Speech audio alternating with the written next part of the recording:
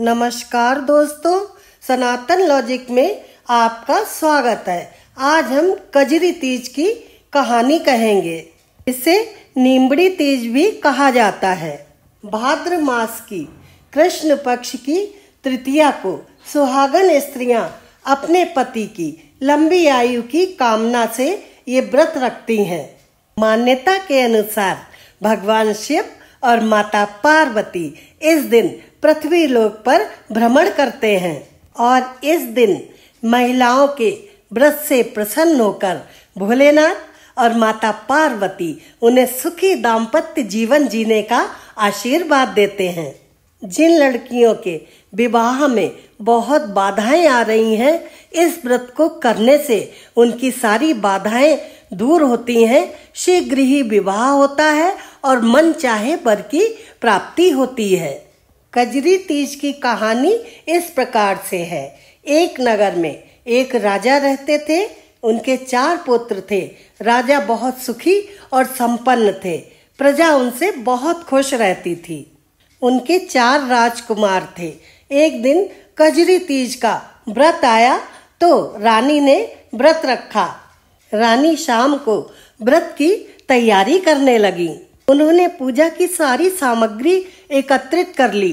नीमड़ी माता को लेकर आई और कटोरे में दूध भर के रखा, फल रखे, सातु रखा।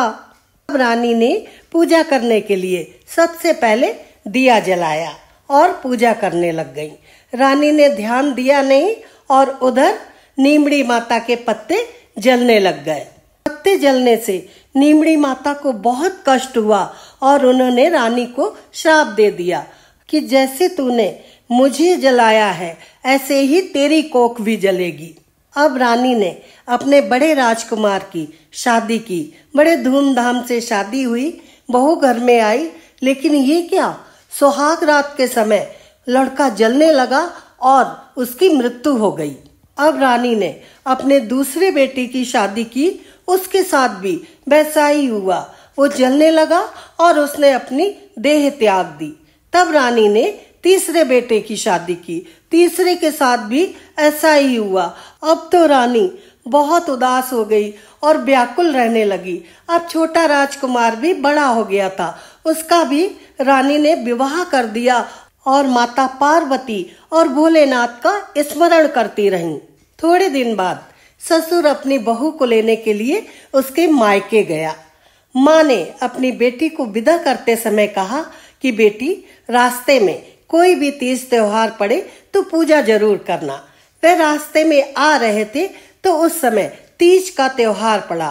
बेटी को अपनी माँ की बात याद आ गई और उसने अपने ससुर से व्रत रखने की इच्छा जाहिर की। ससुर ने उसको सारा सामान लाके दिया। शाम को उसने पूजा की तैयारी की। 16 श्रृंगार करके बहू पूजा करने के लिए बैठी।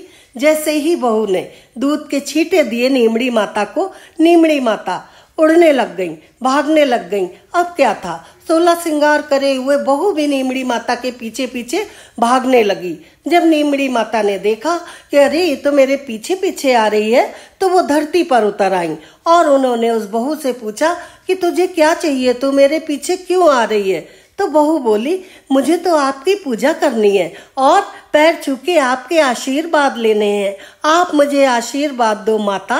इससे कोई गलती हो गई है क्या? तब नीमड़ी माता ने कहा, तेरे से कोई गलती नहीं हुई है।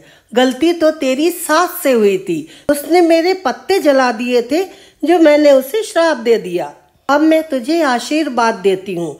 तू सुहाग रात के दिन अपने पति के पलंग के ऊपर बैठकर जगती रहना और 4 पायों के नीचे 4 कटोरे दूध के भर के रखना और 4 घड़े रखना।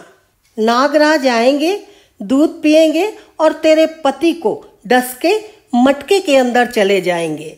तू तुरंत उसका ढक्कन बंद कर देना और तेरे पति की अर्थी के साथ साथ आगे आगे जाना। शमशान में पति की अर्थी को जैसे ही जमीन पर रखा जाएगा, तू 4 चक्कर करना। फिर मैं तेरे पास आ जाऊंगी और तेरी सहायता करूंगी।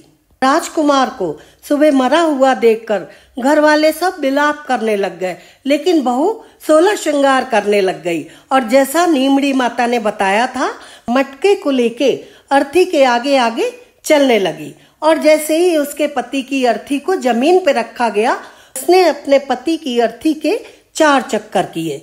चौथा चक्कर पूरा भी नहीं हुआ था कि नीमड़ी माता प्रकट हो गईं और उन्होंने बहू से कहा कि ले, मैं तुझे अमी का कूपा दे रही हूँ, तो उसके ऊपर छिड़क। जैसे ही उस कूपा को बहू ने अपने पति के ऊपर छिड़का, वह कुनमुनाया और अंगड़ाई लेता हुआ उठ के बैठ गया, जैसे गहरी नींद से उठा हो। राजकुमार को जिंदा देखकर राजा, रानी और प्रजा में खुशी छा गई। नीमड़ी माता ने जैसी उस बहू के ऊपर कृपा की, ऐसी सबके ऊपर कृपा करे, और जैसी सास से कोपायमान हुई, ऐसी किसी से भी कोपायमान ना हो। हे नीमड़ी माता, कथा कहता सुनता हुंकारा देता ने सबके सुहाग की रक्षा करियो और सबके बाल बच्चा, बेटा बहू, पोता पोती सबकी रक्षा करियो। प्रेम से बोलो नीमड़ी माता की जय, तीज माता की जय। दोस्तों, जाने से पहले लाइक का बटन दबा दीजिए और चैनल को सब्सक्राइब कर दीजिए। ओ